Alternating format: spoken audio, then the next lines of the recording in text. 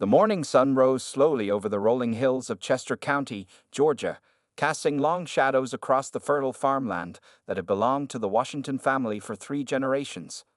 James Washington, a 78-year-old man with deep brown skin weathered by decades of working under the southern sun, stood on his porch sipping hot coffee from his favorite chipped mug. James had returned to this land after serving in Vietnam and spending 20 years with the Postal Service. When his father became ill, there was no question who would take over the family legacy. Now, after 30 years of tending the same soil his grandfather had purchased in 1923, he knew every inch of the 85-acre property like the lines on his own palm. Another day the good Lord has given, James muttered to himself as he watched the sun climb higher. He set his empty mug on the porch railing and walked down the worn wooden steps toward his small red tractor, his movements slow but purposeful. The farm produced enough to keep James comfortable, mostly peaches, some vegetables, and a few acres of cotton. He wasn't wealthy by any measure, but the land was paid for, and he had his dignity. In Chester County, the Washington farm was known for having the sweetest peaches and the fairest prices at the weekend farmers market in town. James climbed onto his tractor with practiced ease despite his age. He had work to do before the day got too hot. As he turned the key in the ignition, he noticed a police cruiser driving slowly along the road that bordered his eastern property line. The sight made him frown. It was the third time this week he'd seen the county sheriff's deputies passing by, moving at a crawl, looking at his land with too much interest. Things had started changing 6 months ago when Sheriff Bill Harmon took office after a surprise election victory. The old sheriff, Tom Miller, had been a decent man who treated everyone in the county with respect. James had known Tom since they were boys playing in these same fields. But this new sheriff was an outsider with big ideas about cleaning up the county that somehow seemed to focus on certain neighborhoods and certain people. As James worked through the morning, tilling a section he planned to plant with summer squash, his mind kept returning to his son, Michael. A surge of pride warmed his chest whenever he thought about his boy. From this same humble farm, Michael had risen to become one of the most powerful legal figures in the country. James never bragged about it in town. It wasn't his way to show off. Most folks in Chester County had no idea that the Washington farm had produced the current United States Attorney General. He got his brains from his mama, James often told himself, remembering his late wife Evelyn's determined push for their son's education, and his stubbornness from me. Around noon, James parked the tractor near the barn and walked back toward the house for lunch. The simplicity of his daily routine brought him peace: work the land, tend what grows, rest when needed. At his age, he'd earned the right to this gentle rhythm of life. Inside his kitchen, James made a simple sandwich and cut up one of his own peaches, perfectly ripe this June day. As he ate at the small wooden table by the window, he noticed the same police cruiser passing by again, this time even slower. The deputy inside seemed to be taking pictures with his phone. James shook his head. Something wasn't right, but he wasn't a man to jump to conclusions. Perhaps there had been trouble somewhere nearby, perhaps they were just doing their job, but a lifetime of experience had taught him to recognize when he was being watched, and every instinct told him that's exactly what was happening. After lunch, James called his neighbor Thomas Jefferson Green, TJ, to everyone who knew him. "You notice more police around lately?" James asked after they exchanged greetings. "Sure have," TJ confirmed. "Drove past my place twice yesterday. Heard they've been bothering the Rodriguez family about some permit for their farm stand too." "Seems they got special interests in certain folks," James said carefully. "You know how it is," TJ replied, the shared understanding between two black men who had lived long enough in the South to recognize old patterns in new uniforms. James hung up the phone and looked out his window at the land his grandfather had purchased when many said a black man had no business owning property. He'd faced challenges before. Whatever was coming, he would face it with the same quiet dignity that had carried him through 78 years of life. What he didn't know then was just how soon that dignity would be tested. The following week brought more strange incidents that set James Washington on edge. While driving his old blue pickup truck into town for supplies, a sheriff's patrol car followed him for 3 miles before suddenly flashing its lights. James carefully pulled over, his weathered hands gripping the steering wheel at exactly 10 and 2 o'clock, just as he taught Michael to do decades ago. Deputy Scott Wilson approached, a young man with a clean-shaven face who couldn't have been more than 30. James had never seen him before the new sheriff took office. "License and registration," the deputy demanded without greeting. James reached slowly for his wallet. "May I ask what I did wrong, officer?" "Your left taillight looks dimmer than the right. Safety violation." The deputy's eyes scanned the inside of James's truck while he spoke. James knew for a fact both taillights worked perfectly. He checked all his lights just last Sunday after church, a habit from his postal service days. "I checked all my lights this weekend, sir. They were working fine." The deputy ignored him, examining James's license with unnecessary attention. "Washington, that's an interesting name. Any relation to that big shot in D.C.?" James's heart beat a little faster. He never discussed Michael's position with strangers, especially not with people who seemed to be fishing for information. "It's a common enough name," James replied simply. "Am I free to go now?" After making James wait for 15 minutes while he ran a check on his license, the deputy returned without issuing a ticket. "Consider this a warning, Mr. Washington. Get that taillight fixed." That evening, James checked his taillights again. Both shone bright and clear. 2 days later, James was working in his east field when he noticed a drone hovering above his property. It wasn't the first time. These small flying machines had appeared over his farm several times in the past month. They'd always seemed to focus on the wooded area behind his barn and the old storage buildings his grandfather had built. That same afternoon, Sheriff Harmon himself drove slowly past the farm.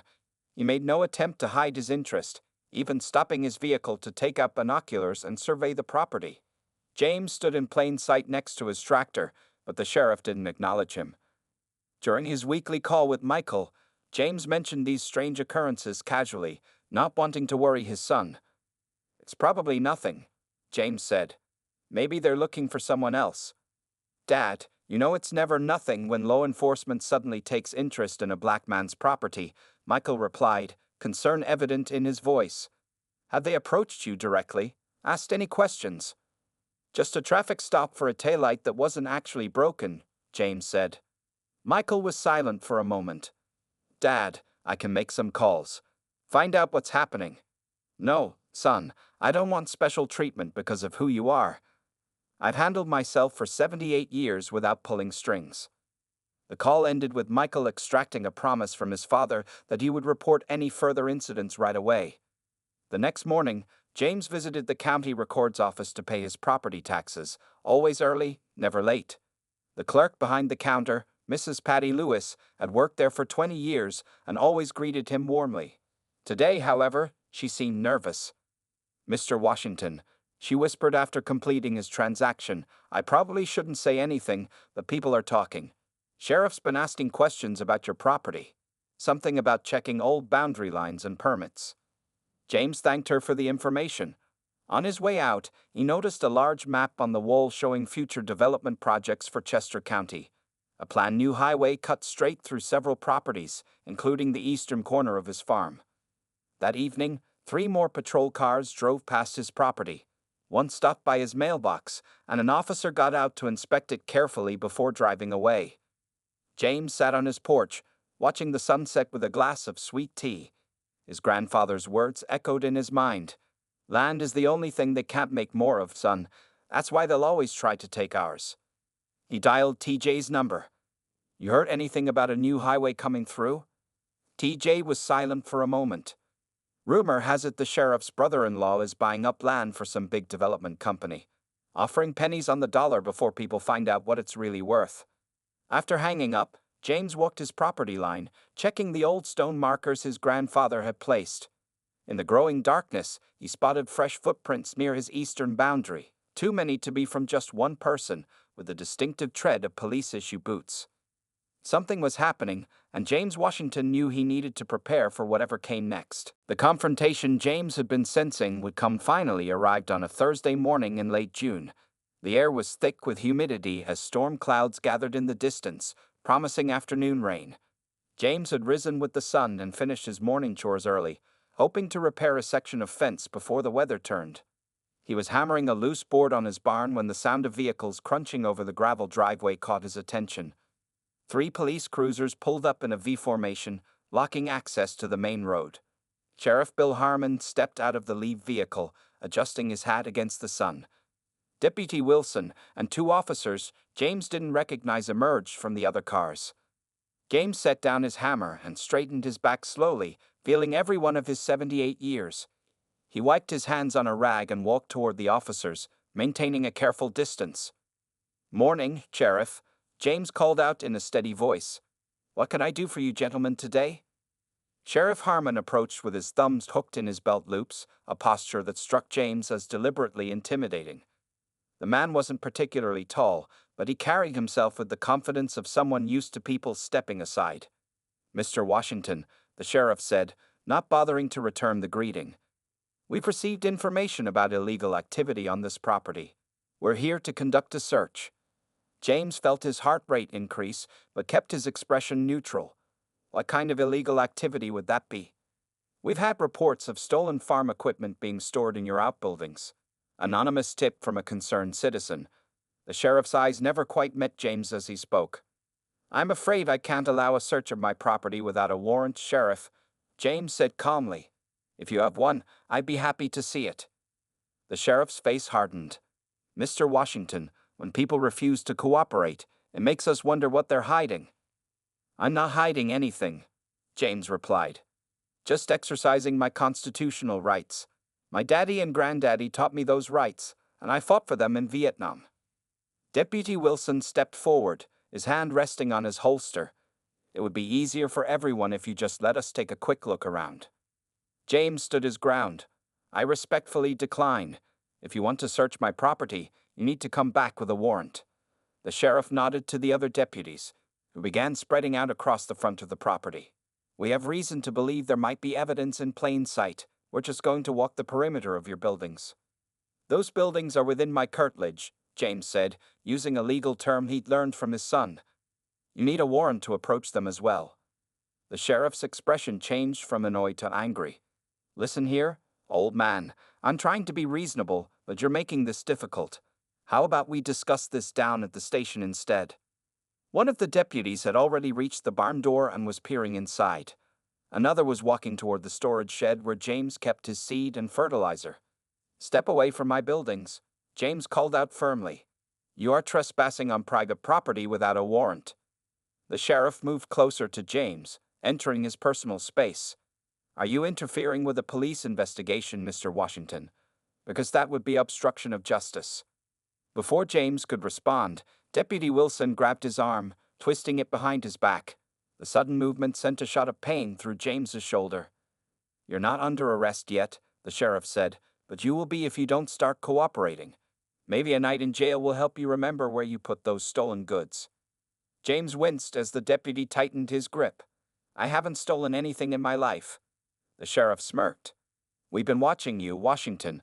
We know there's something on this property you don't want found. Is it drugs? Stolen equipment? Or maybe something to do with those illegal workers some farmers around here hire?" Deputy Wilson pushed James toward the porch steps. "Sit down and stay put while we look around." As James was forced onto his own porch, he noticed one of the deputies taking pictures of his property. Another had opened his mailbox and was examining its contents. "This is illegal," James said, his voice steady despite his rising anger. "You know it, and I know it." The sheriff leaned down close to James's face. "You know what your problem is, Washington? You don't understand how things work anymore. Times have changed." James looked the sheriff directly in the eyes. "Some things haven't changed at all, it seems." Deputy Wilson produced a pair of handcuffs. "Sheriff, should I secure him while we search?" The sheriff nodded. "Good idea. Can't be too careful." As the cold metal closed around his wrists, James Washington made a decision. The Washington family had always kept their personal business private. It wasn't about hiding anything. It was about humility and safety. James Washington had taught his son Michael early on that drawing attention could be dangerous for a black family in rural Georgia, especially one that owned valuable land. Michael Washington's rise to power had been remarkable but deliberately kept low profile in Chester County. After graduating top of his class from the local high school, Michael had won a scholarship to Howard University. He worked nights to support himself and send money back to help his father maintain the farm after his mother passed away from cancer. Law school at Harvard followed, where Michael distinguished himself as an exceptional student with a brilliant mind for constitutional law. He clerked for a Supreme Court justice before joining the Justice Department as a prosecutor. His career moved steadily upward. Assistant U.S. Attorney, then U.S. Attorney for the Northern District of Georgia, followed by a promotion to Deputy Attorney General.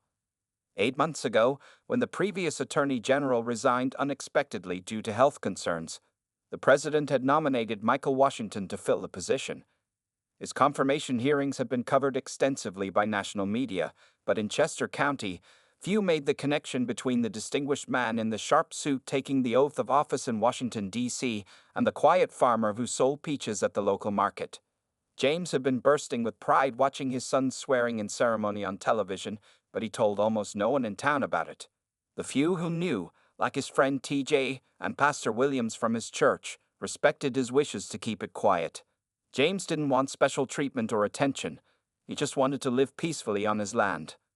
Now, sitting handcuffed on his own porch while Sheriff Harmon and his deputies illegally searched his property, James realized his desire for privacy had perhaps gone too far. The sheriff clearly had no idea of whose father he was harassing. "I really do need to make that call," James repeated, his voice calm but firm. "It would be in everyone's best interest." Sheriff Harmon snorted. "Your lawyer can wait until we're done here." "It's not my lawyer I need to call," James replied. Deputy Wilson, who had been standing guard over James, laughed. "Who then? The governor?" James just looked at him steadily, his dignity intact despite the handcuffs. Inside the barn, the other deputies were opening cabinets and moving equipment around. James could hear them discussing his antique tractor parts, mistaking them for suspicious components. "Sheriff," one of them called out, "you better come see this." Sheriff Harmon strode toward the barn, leaving James with Deputy Wilson. "You know this is wrong," James said quietly to the young deputy. "Your badge means you swore to uphold the law, not break it." The deputy shifted uncomfortably. "Just following orders, sir." "That excuse didn't work at Nuremberg," James replied. "It won't work here either." From inside the barn came the sound of breaking glass. James winced, knowing they had probably knocked over the jars of preserved vegetables his church group had prepared for the fall fundraiser. The sheriff emerged from the barn holding a framed photograph. Even from a distance, James recognized it, a picture of Michael in his Justice Department office, shaking hands with the president. "What's this about, Washington?" the sheriff demanded, marching back toward the porch and thrusting the photograph in James's face. "Why do you have a picture with the president?" James looked at the photo calmly. "That's not me in the picture." "I can see that," the sheriff snapped. "Who is it then? And why is it in your barn?" "That's my son," James said simply. Deputy Wilson leaned forward to look at the photograph more closely. His eyes widened in recognition. "Sheriff," he said, his voice suddenly uncertain, "I think that's the Attorney General." Sheriff Harmon looked from the photo to James and back again. "Your son is friends with the Attorney General?" A small smile formed on James's weathered face. "No, my son is the Attorney General." The silence that followed was broken only by the distant rumble of thunder. The sheriff's face went through a series of expressions: disbelief, doubt, and then, as he looked more closely at the photo and the familiar features shared between father and son, the beginning of concern. "Michael Washington is your son?" he finally asked, his voice noticeably less confident. "Yes," James replied. "Now, about that phone call." The sheriff tried to recover his composure. "You expect me to believe the U.S. Attorney General is your son? That's the most ridiculous thing I've ever heard." James shrugged, the handcuffs clinking softly. "Then you have nothing to worry about from my phone call, do you?" 3 hours after Sheriff Harmon and his deputies left James Washington's farm, a convoy of black SUVs with government plates turned onto the gravel driveway. The rain had stopped, leaving the air clean and heavy with the scent of wet soil and summer growth. James sat on his porch, sipping fresh lemonade and waiting calmly as the vehicles parked in a neat row. From the lead SUV emerged Special Agent Diana Rodriguez, the FBI's Civil Rights Division Coordinator for the Southeast region. She approached James with professional courtesy, her badge already displayed. "Mr. Washington, I'm Special Agent Rodriguez. The Attorney General sent us to secure the scene and take your statement." Her voice was crisp but respectful. James nodded and gestured to the porch chairs. "Can I offer you some lemonade, Agent Rodriguez?" It's fresh squeezed. She smiled briefly. Maybe later, sir. Right now, we need to document everything while it's still fresh. For the next hour, James walked Agent Rodriguez through the events of the day and the weeks of surveillance that had preceded it. FBI technicians photographed the disturbed barn, the muddy boot prints throughout his property, and the broken preserves jars. Others collected samples from the squad car tire tracks in the mud. They seem very interested in the eastern section of my property, James explained, pointing to the area near the old boundary stones. My neighbor told me there's talk of a new highway coming through, and the sheriff's brother-in-law works for the development company. Agent Rodriguez made careful notes. We'll look into that connection, Mr. Washington. The Attorney General has authorized a full investigation into potential civil rights violations and abuse of power. As the FBI team worked, a sleek Justice Department helicopter appeared in the distance, growing larger as it approached. It touched down in the empty field across from James's house, its rotors whipping the grass into frenzied waves. James stood straighter as he watched his son step out of the helicopter. Despite being the second most powerful law enforcement official in the country, Michael Washington looked like any concerned son rushing to his father's side. He wore a suit that had clearly been put on hastily, his tie slightly askew.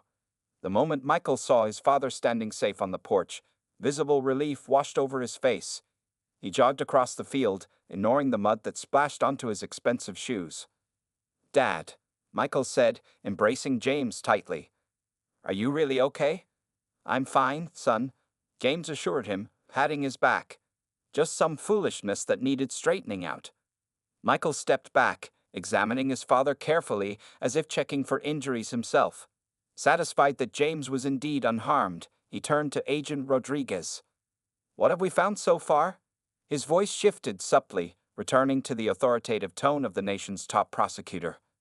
"Evidence of an illegal search, sir. Damage to property.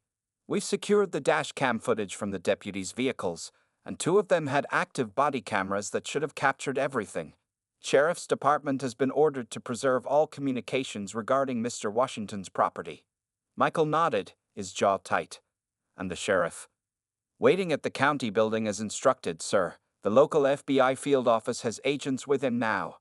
As they spoke, another vehicle pulled up, a modest sedan that James recognized as belonging to his friend TJ. The elderly man got out slowly, his face etched with concern. "James, you all right?" Word spreading all over town about what happened. TJ noticed Michael and his eyes widened. "Well, I'll be, if it isn't the big man himself." Michael smiled warmly and extended his hand. "Mr. Green. Good to see you again, though I wish it were under better circumstances." "Folks in town are buzzing like hornets," TJ reported. Sheriff's secretary called her cousin who works at the diner, saying FBI agents showed up and took all the computers. And someone said they saw the Attorney General's helicopter. He chuckled. "Guess that part was true." "TJ," James said, "would you mind telling Agent Rodriguez what you mentioned to me about the sheriff's brother-in-law and that development company?" While TJ spoke with the FBI agent, Michael pulled his father aside. "Dad, this goes deeper than just harassment. The preliminary data shows they've targeted at least 6 other landowners in the county, all elderly, all minorities, all with properties along the proposed highway route." James nodded slowly. "Not surprising. History repeats itself." "Not this time," Michael said firmly. "Not while I can do something about it." He placed a hand on his father's shoulder. "Dad, I want you to know something. All those years you spent teaching me about dignity, about standing up for what's right even when it's hard. That's what made me the person I am today.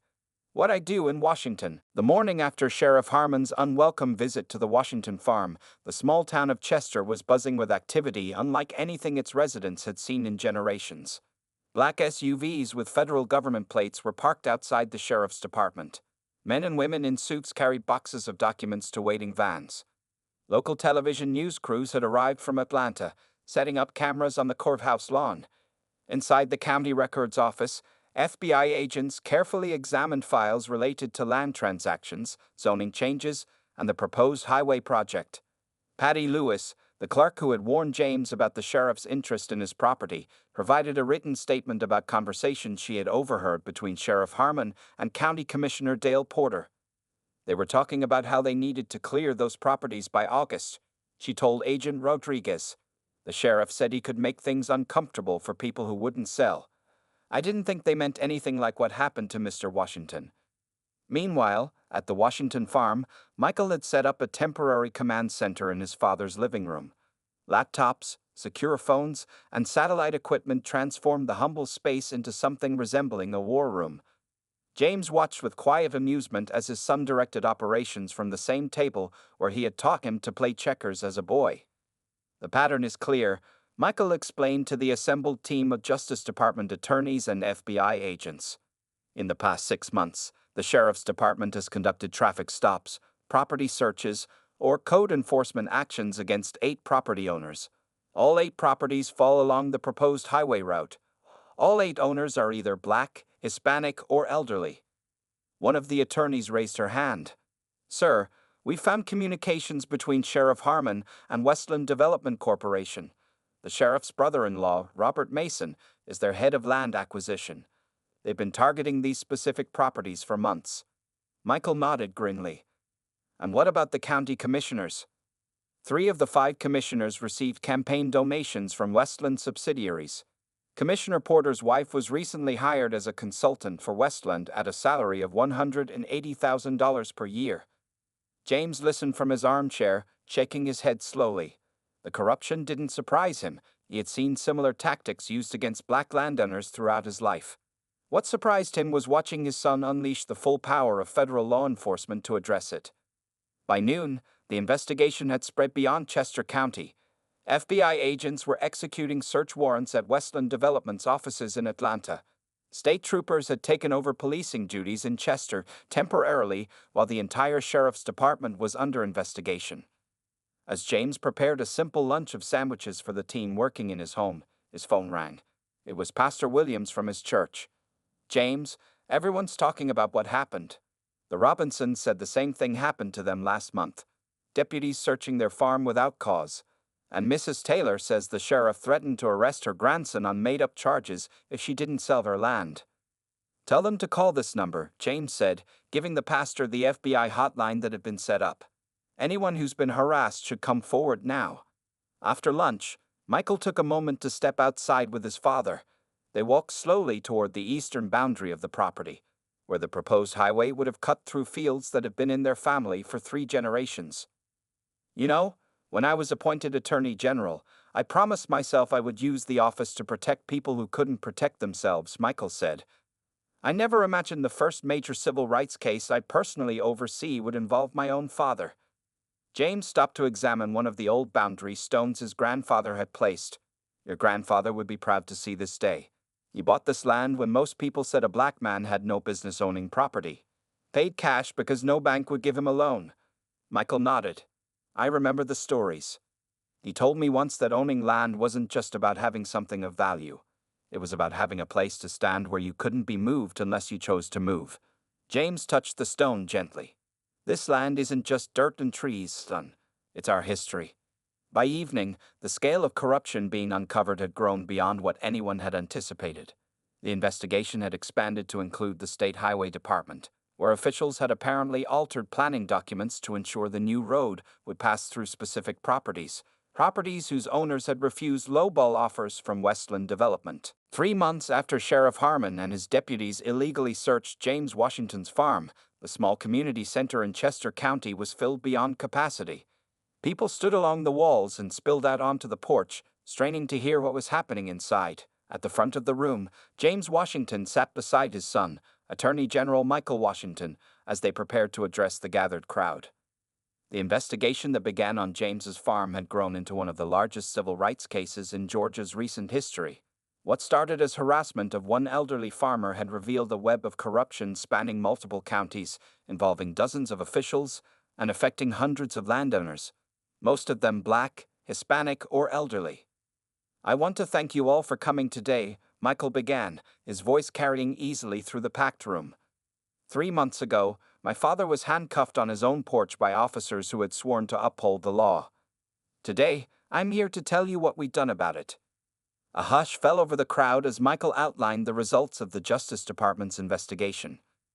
Former Sheriff Bill Harmon has been indicted on 27 federal charges, including civil rights violations, conspiracy, and extortion under color of official right. 3 of his deputies have pleaded guilty to lesser charges and are cooperating with prosecutors.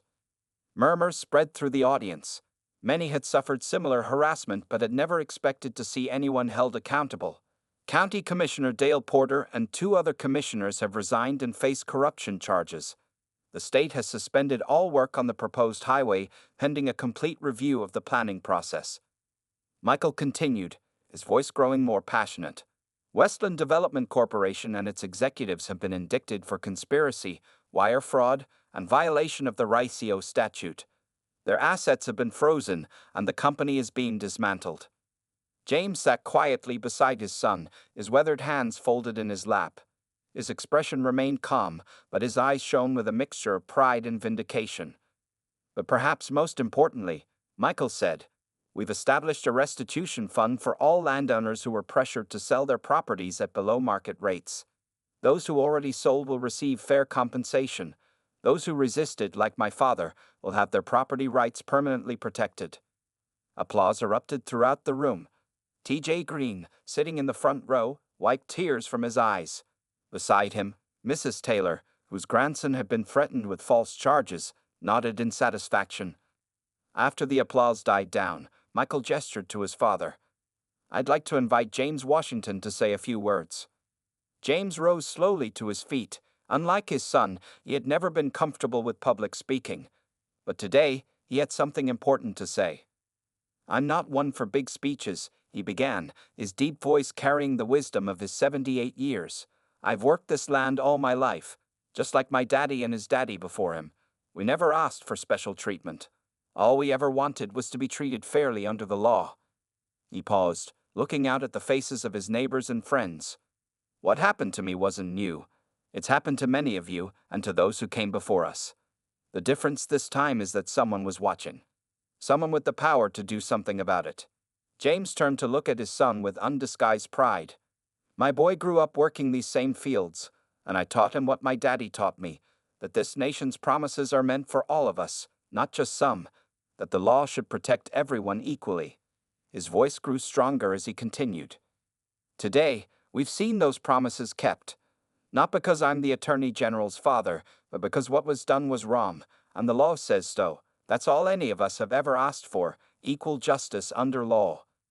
The room erupted in applause again, louder and longer this time. When it finally quieted, Michael stood to announce the next steps. A new Civil Rights Division field office would be established in Atlanta specifically to monitor law enforcement abuses in rural communities. A citizen oversight committee would be formed to provide accountability for the new sheriff's department. And a community land trust would be created to help protect family farms for future generations. The rain began falling harder as Sheriff Harmon stood frozen in indecision. The photograph in his hand suddenly felt heavier than it should. He looked at the distinguished black man in the expensive suit standing next to the president, then at the elderly farmer sitting handcuffed on the porch. The family resemblance was undeniable now that he was looking for it. The same determined eyes, the same strong jawline. "Uncuff him," Sheriff Harmon finally ordered, his voice tight. Deputy Wilson quickly moved to remove the handcuffs from James's wrists.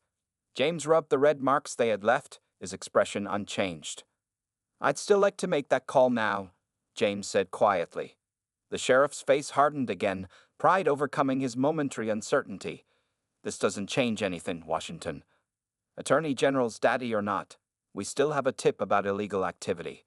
I'm just removing the cuffs as a courtesy."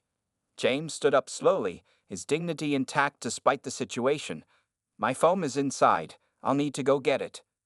"Wilson, go with him," the sheriff ordered. "Make sure he doesn't try anything." As James walked into his house with Deputy Wilson following closely behind, the other officers continued their illegal search, though with noticeably less enthusiasm. The rain was coming down steadily now, soaking through their uniforms. Inside the modest farmhouse, James moved to the kitchen table where his cell phone lay next to the morning's half-finished crossword puzzle. Deputy Wilson watched nervously as James picked it up. "You really expect me to believe you can just call up the Attorney General of the United States?" Wilson asked, trying to sound skeptical but failing to hide his worry. I don't call up the Attorney General, James replied calmly as he scrolled through his contacts. I call my son. James found the number labeled simply Michael and pressed the call button, then put the phone on speaker. The deputy's eyes widened as the phone rang only once before being answered. Dad, everything okay? You usually don't call on Thursdays. The voice was deep, authoritative, and clearly concerned. Michael, I've got some situation here at the farm, James said, his voice steady. Sheriff Harmon and some deputies are searching my property without a warrant. They had me in handcuffs until just a few minutes ago. There was a moment of silence on the other end of the line. When Michael Washington spoke again, his voice had changed, shifting from concerned son to the nation's top law enforcement officer in an instant. Are you hurt, Dad? The question was calm but carried unmistakable tension. No, son, just my pride of it. They'd been watching the farm for weeks. Today they showed up claiming they had an anonymous tip about stolen equipment. Deputy Wilson had backed up against the wall, his face pale. Through the window, James could see the sheriff pacing in the rain, occasionally glancing toward the house. Put me on speaker if you haven't already, Michael instructed. And tell me who else is there with you. You're on speaker, James confirmed.